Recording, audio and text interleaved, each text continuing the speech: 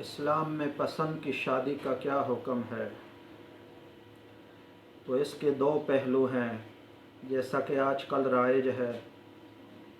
پہلی صورت یہ ہوتی ہے کہ دونوں کے ورثاء اولیاء کو خبر بھی نہیں اور وہ لڑکی کو کہیں ساتھ لے گیا اور شادی کر لی۔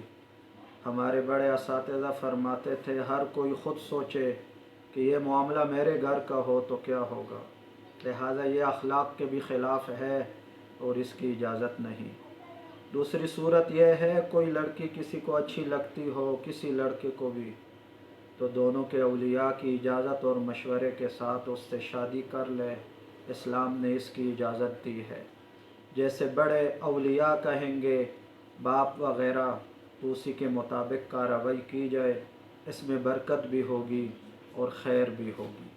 الغرض اولیاء کی اجازت کے بغیر شادی کرنا یہ دائرہ اخلاق میں نہیں ہے، اخلاق کے خلاف بھی ہے اور یہ غیرت کے بھی خلاف ہے۔ اللہ جل جلالہ دین پر صحیح عمل کرنے کی توفیق نصیب فرمائے۔